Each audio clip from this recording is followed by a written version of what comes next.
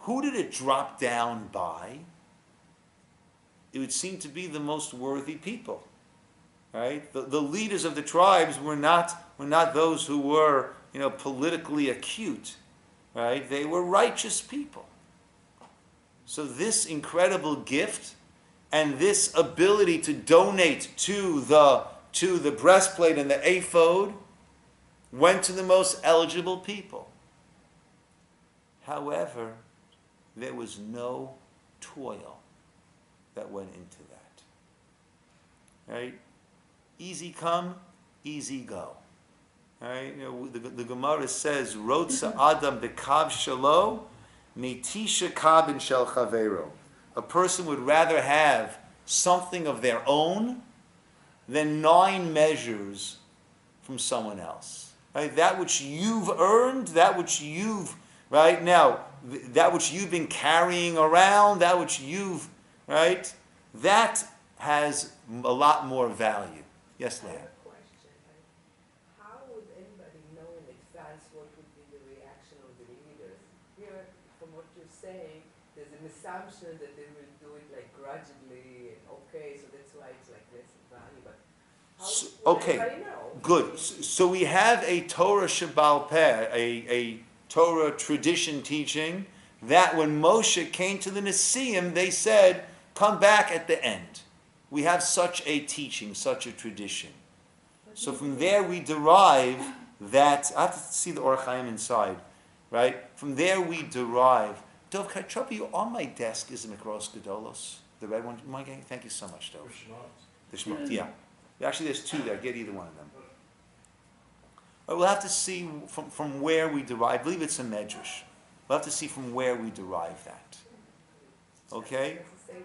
Yeah, that is correct. Actually, later on, when the Torah mentions the Nesiim, it's missing the name is missing a letter. And the Nesiim are the leaders, the princes. And it's written missing a letter of their name. Right? Now, whenever the Torah is missing a letter, right, there is something that's going on over there. Remember back by Ephron, who's the fellow who sold the tomb of the patriarchs, Marat HaMachpelah, present-day Hebron. He sold that to Avraham for 400 zuz, and it's always written Ephron, Ayin Fei. Thank you, Dov. Right? It's written Ayin Fei Reish Vav Nun. Right? That's how his name is spelled, Ephron. When it says finally at the end of the whole haggling, and it says there that he sold it to Avram for 400 zuz, right? So his name is written without the vav, right? Interesting. Ayin Fei Reish Nun without the vav. Ayin has the numerical value gematria of 70. Fei is 80. We're at 150. Reish is 200. We're at 350. Nun is 50. 400. So all of a sudden, his name is missing the vav. So now the numerical value of his name is the exact amount the pasuk just said that he sold the land, overpriced, price gouging, that he sold it to Avraham. Why is that? That's what he became, right? He became missing. He was lacking as a result of that, and he became, Mr. 400. Right? That explains what he became.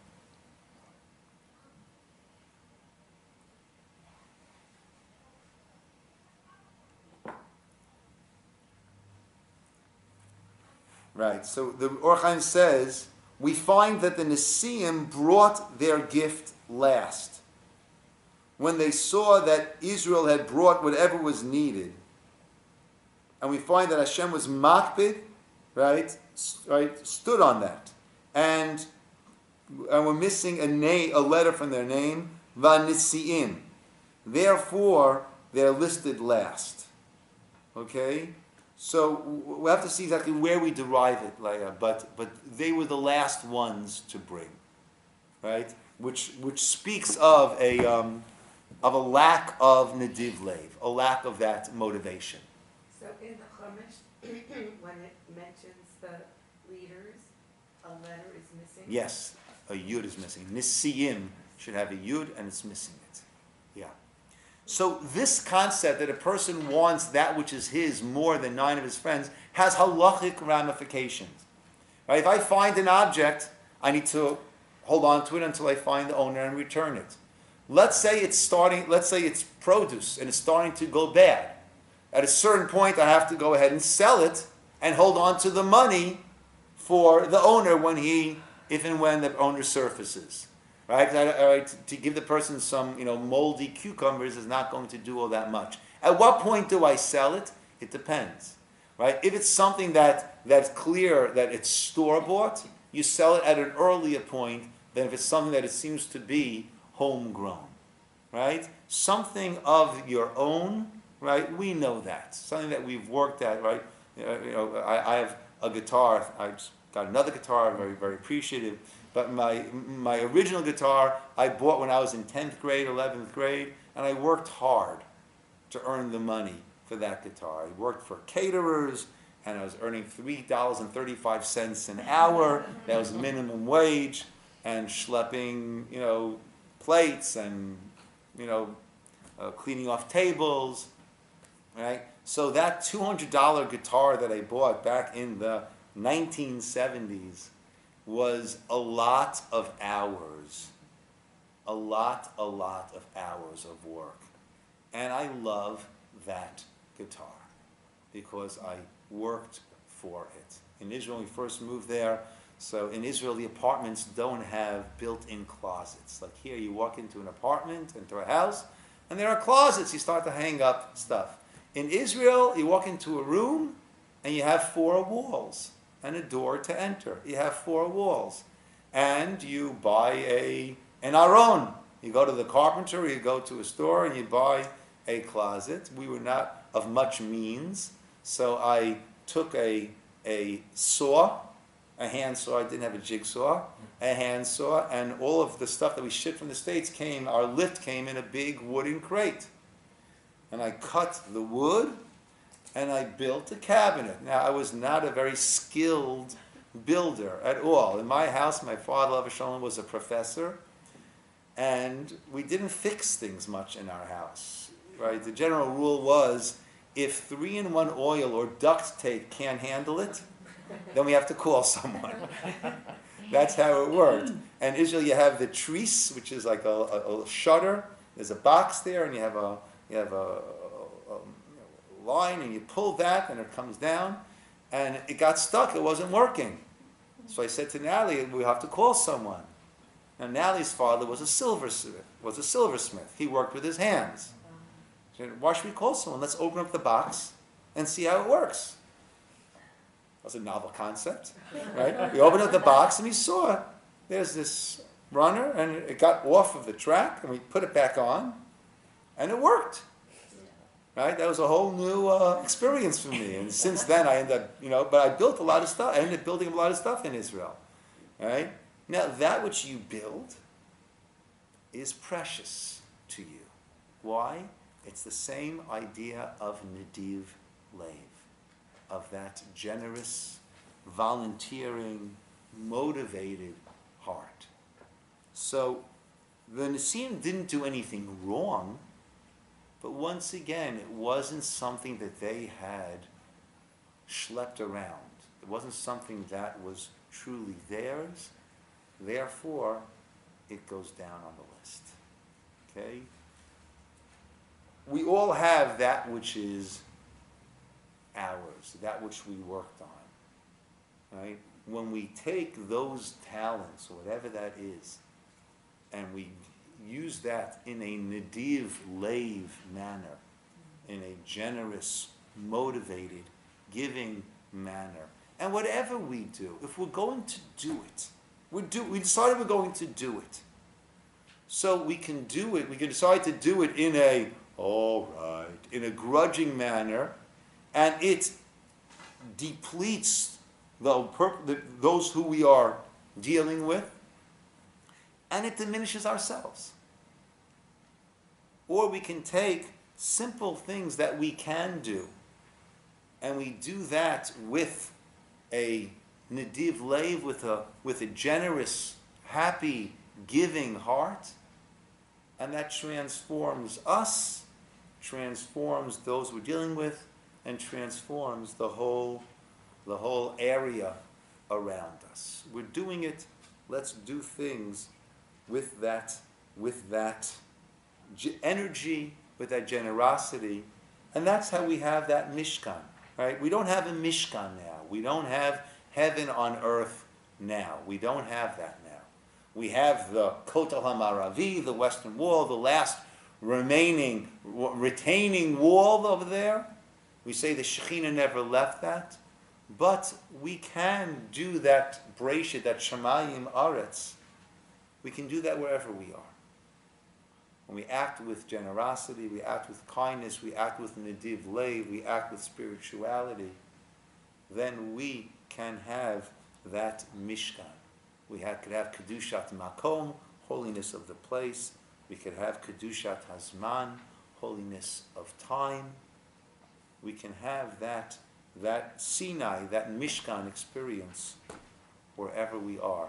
It all depends on our attitude and how we go about doing things. Call it over here, my friends. Yashikoach. Yes, Cheryl. So I have a question and a comment. So the question is the ceremony of the parts. You know, The Brit Bein animals B'Tarim that of were- Avraham with Abraham. I think so, yeah. That's Okay. a very mystical experience. Yeah. Did that happen where Beis HaMikdash is also? I don't know. I don't know. I don't think that is on the usual list of things that happened in the Just Makom Mikdash. Yeah, Wondering.